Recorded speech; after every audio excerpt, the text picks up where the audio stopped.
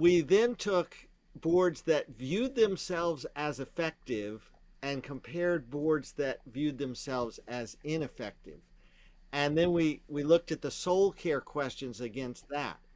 And you don't get a sharper contrast. Effective boards, 83% of them said, we're doing a good job of caring for our pastor. And boards that rate themselves as ineffective, 26% said, night and day, we're not caring for our pastor. So, talk to us about the structures and the pathways for leadership care.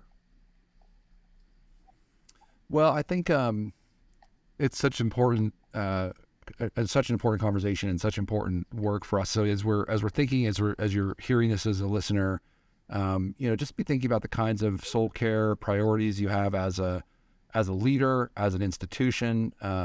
We've been working a little bit with a longtime friend and a colleague named Mindy Calaguire, who runs something called Soul Care, and she came and actually did a staff retreat for our team, and it was so helpful just a few months ago, and we're just in a really great place at a friend's cabin in the woods, so that helped to have a meaningful conversation. It's funny how a change of setting and a change of pace can really help us slow down and think about what it is we really want. And she had this great comment about the pandemic, that she said, it turns out that all of us are dealing with issues of soul care to one extent or another.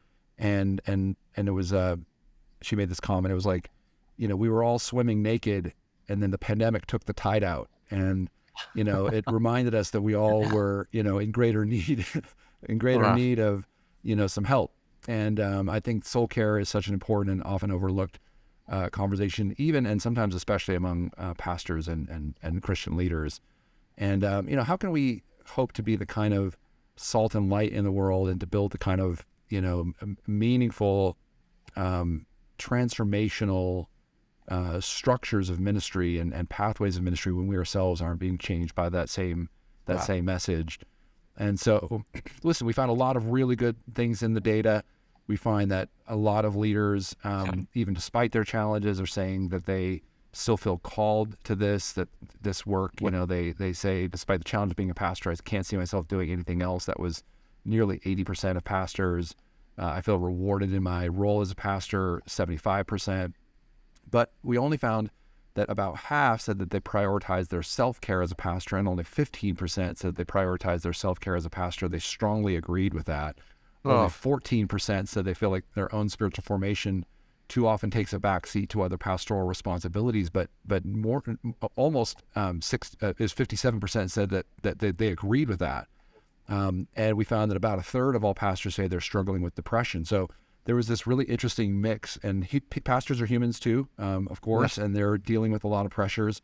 But I think it's so important for us as we enter this new space of ministry to be thinking about our own hearts, and to be focused on heart health and on soul care, so that when the tide goes out, we won't be swimming naked next to all of our fellow swimmers.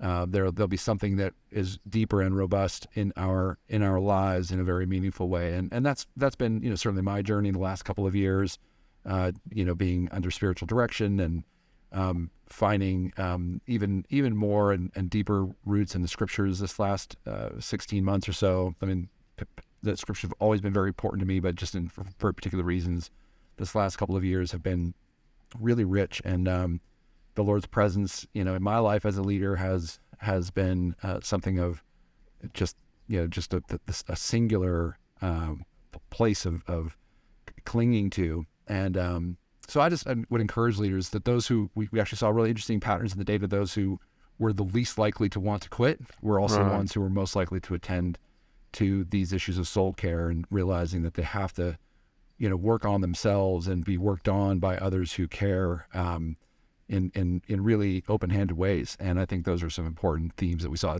Compared to those who were, willing to quit, we actually saw a lot less prioritization. Now, it's correlation, not causation. But there's a lot of really important trends in the data that tells us that when we pay attention to our inner lives and put ourselves in a community where we're actually surrendered to them and want to see them help keep us in the game, there's actually some real power in saying, hey, I'm not enough to do this work. Only through God's grace and through the power of other people around me can I do the David, work. that's really rich and profound. That those, let me just say it back to make sure we're hearing you right. Those who are the least likely to quit are the ones who are, we're not doing causation, we're just doing correlation, are the ones who are most likely to be in some kind of self-care or spiritual direction.